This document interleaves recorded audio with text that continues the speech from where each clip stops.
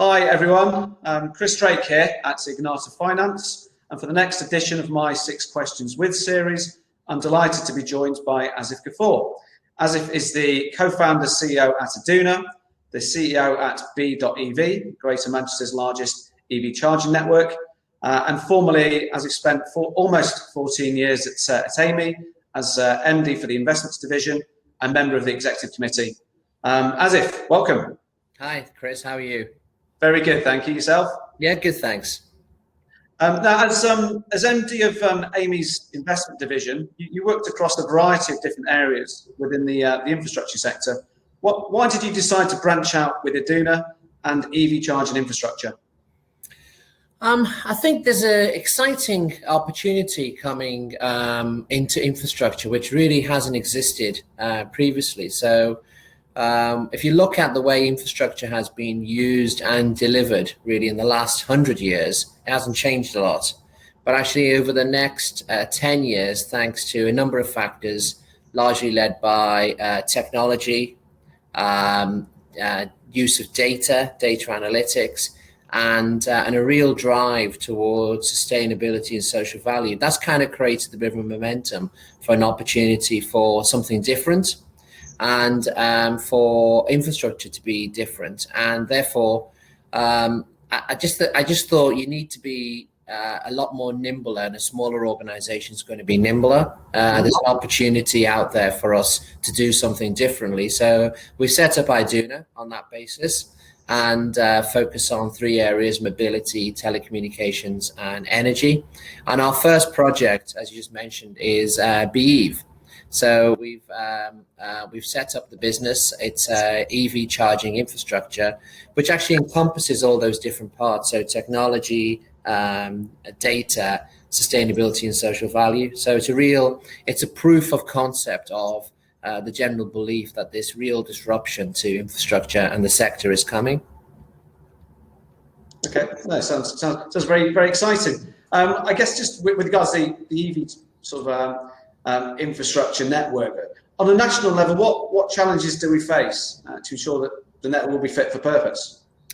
Well, we're really at the beginning of this journey into EV charging, and as people are buying EVs as well, and getting to understand this market more, fundamentally, this sector and charging, the whole experience needs to be simple and it needs to be effortless. That's kind of the key. And that's kind of the mantra we're trying to follow as a business.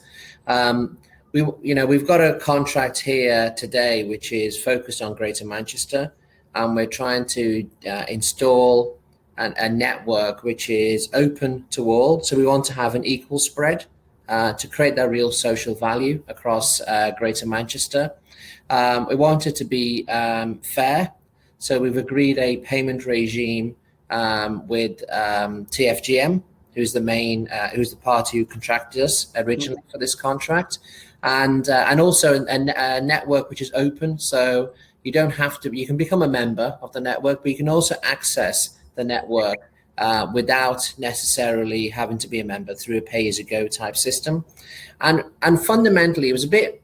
I think if you go back to the original question, what we were trying to do here was develop something which the Victorians have kind of done really well, where when the Victorians built the first railways, everyone in the local environment was very excited. And we're trying to get that reconnection back with the people of the community into the infrastructure which we're installing as we go forward, and get people excited. And we've begun to see some of this. So we did our first fundraise through a crowdfunding platform, which we were unsure, hadn't been done before, but we saw a massive level of appetite.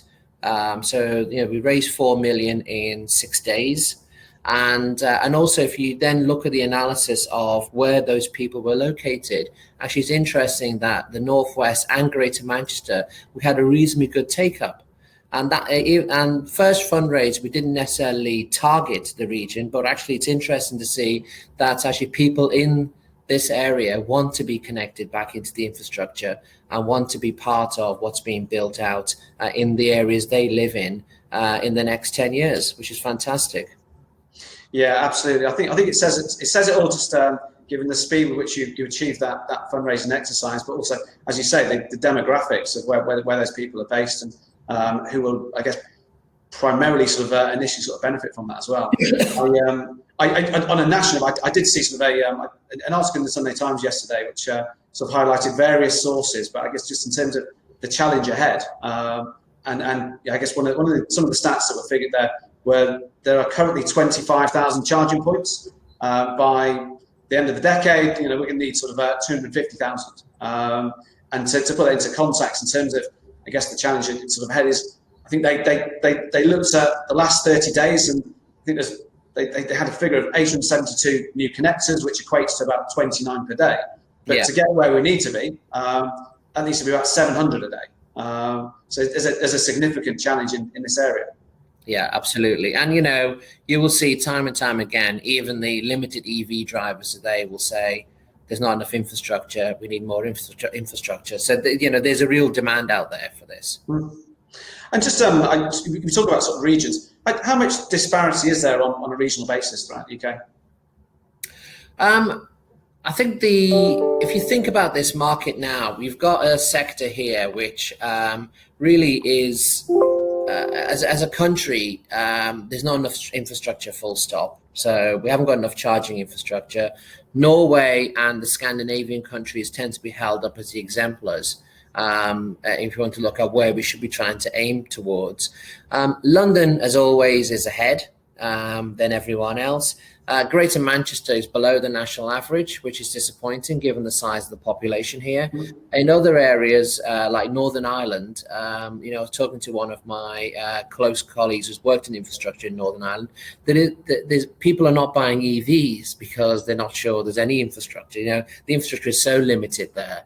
So this is going to hold back this. Remember, what we're trying to do here is drive towards clean air and get rid of combustion engine vehicles and bring electric vehicles onto the roads. This is not going to happen without this infrastructure. So there is a real high, a desperate need, especially in the high density areas, for a network which is dependable. So it isn't just about putting the infrastructure on the ground, it's also making sure it's working and getting to that critical mass quickly. Yeah, I'm going to quote some other stats that I came across as well, but I think I saw that on average, there are 34 public chargers per 100,000 people in the UK in different sort of geographic areas. Westminster, there's 391 for 100,000 people. The Isles of Scilly, there's 0. So as you say, I think that there are quite wide sort of disparities, and I think the Greater Manchester area, which is densely populated, is below that national average, which is quite alarming as well. How does your strategy sort of differ from other operators? Well, we genuinely believe that the way to create this change of getting people out of combustion engine vehicles is by giving them confidence that there's enough charging capacity and infrastructure out there. And the best way to do that is to actually develop regional models. So we are focused today on Greater Manchester, and the intention is to build and work with TFGM and the 10 local authorities, the other public bodies like the NHS, the police, the fire, and so on, and actually create quite a concentrated, unified network across the region. Because most people whenever you talk to people about range, they always say, well, if I drive from Manchester to Glasgow, well, actually, how many times do you really do that? What you really do is you're driving within a 20 minute radius around your house most of the time. And you may go on a shorter, medium type journey, but not necessarily going to Penzance and Glasgow that often from Manchester. So people need to be able to see a lot of infrastructure outside their door. And that's what we're trying to do. So we are working very closely with the Mayor, TFGM, to really develop this infrastructure across the 10 regions. So we're not trying to put it into separating it and putting it into rich and poor areas. We're trying to create an equal network. And once we've created this real mix, that's how we think people are going to get confidence to start saying, let's switch to electric. That's different from our competition. The competition are looking nationally. Now, that doesn't mean we wouldn't repeat this model in other regions, But what we wouldn't do is just put 2 chargers in Southampton and 2 in Dundee. That's not our model, because fundamentally, it isn't just about putting the charging infrastructure in the ground. It's also making sure that when drivers turn up day after day, it's working. And the best way to make sure that you've got a system which is maintained and managed well is by having that level of concentration, because you can have a level of concentration of workforce to maintain high levels of service and high levels of dependability. That's important. The other thing which we've done differently is we very quickly agreed a tariff regime with Transport for Greater Manchester, which is agreed between us, and we both believe is quite a fair way, because it is a worry that once the charges are in, then people are going to just charge what they feel like. We want to create a system which actually people feel is balanced, is fair. We've got to cover some costs, but it is actually something which we've joined in. And part of that mix also, we're looking at public charging. So we're looking at from ultra rapid hubs, which we call our eco focus, in terms of concentrated 5-10 minute charging stations, all the way down from rapids into fasts and into fleet. So we're not doing home charging, but actually creating that unified public network is very important for us, and having that full range. And finally, the important element is this is an infrastructure business, so installing, maintaining, operating. However, we need to be thinking about data and data analytics, and how do we use this? How do we use this network, and how do we make it efficient? It's not just about your gut feel, that gets you part of the way. It's actually getting data. These machines are talking to us. So they're giving us data. They're telling us how they feel. They're also telling us how they're operating and the level of usage. So how do we get our members to start moving to underutilized assets?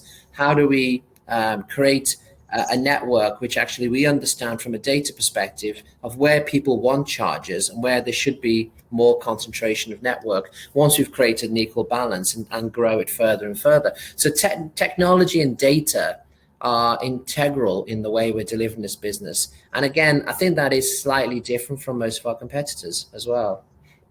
Absolutely. And it is the future, and sounds very future-proof as well. Now, as someone who grew up in the Northwest, I'm very interested to I guess, sort of explore further your vision for EV charging in the Northwest. So in the Northwest, we, ultimately we want to become the #1 network, which is rated by users of the network in the Northwest. The population here in Greater Manchester, we're just around about 3 million. That's at the size of a Scandinavian country. So you've got a real density of population. But we want to really create a network where we're working closely with the public bodies, whether it's local authorities or NHS, and also with private parties, because that's the way you create this unified network and this concentrated network.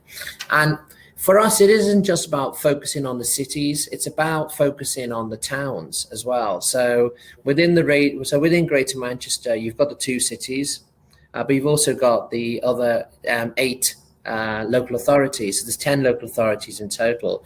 When we go slightly out of Greater Manchester, we begin to see a lot of towns with good population sizes, all with EV demand. So what we're trying to do is thinking about not just Greater Manchester, but the surrounding area in the Northwest, and connecting the cities with the towns, because very often towns get left behind in the way infrastructure is developed. And we're going to try and change that in the way we develop in the Northwest. And fundamentally, the North, there's a buzz going on in the North. I don't know whether there's a post-COVID effect. I loved London, and I've had many happy years in London. But actually, I think there's a different energy going on. You feel it here. We've been here now for a few months with the business set up here. And, this could become, the approach we're taking could become the model for the rest of the country. I genuinely believe that. Excellent. My family and friends sort of in the region will be very, very pleased to hear that as well. In terms of sort of, I guess the more sort of blue sky sort of thinking as an industry expert, I'm interested to I guess get your thoughts on how you see battery technology and EV usage developing over the next sort of 10 years plus. It's a very interesting question, because I've just come off a call from the University of Manchester, who are looking to do some research work, and we're trying to work with them on the use of battery technology. So for us, as I said at the start, we're at the nascency, the beginning of this journey for EV charging, and battery has got to be part of the mix. So the batteries in vehicles are getting bigger, so they're able to take more charge, which means that let's just take something like a ultra hub, or people refer to more as a service station type model, where you're going to have people pulling in 5-10 minute charge, and then pulling out. We need to be thinking about the size of the demand today, but also the size of the demand in 3 years, 5 years, 10. We probably will struggle beyond that at this stage, but let's just get to 10 year and thinking about what level of usage are we going to need, and what's the right way of running that usage, because we need to be balanced that with either some degree, if we haven't got generation on site, then battery storage is going to be very important as part of that mix, because we just can't be pulling off the grid. And also the balance of we might want to pull off when it's cheaper and there's less demand on the national grid, and think about that approach as well. So for us, it's about balancing that both in an eco environment on an ultra hub, but also then thinking across the rest of the network we're able to bring in battery technology, potentially other generation type of technology. Because for us, it's got to be about production, storage, consumption. It isn't just a consumption piece, because we need to be playing our part as part of that overall infrastructure as well.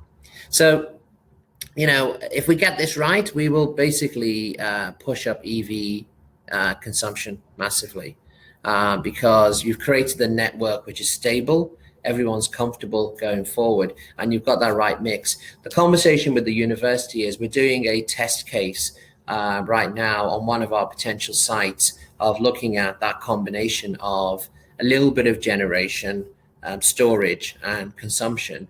And at this stage, working with some potential joint venture partners on that, but also potentially working with the university to do some research and looking at how our experience helps others who come after us, because everyone doesn't have to go through the same learning experience. We should be sharing some of this because it's going to be better for us as a nation as well.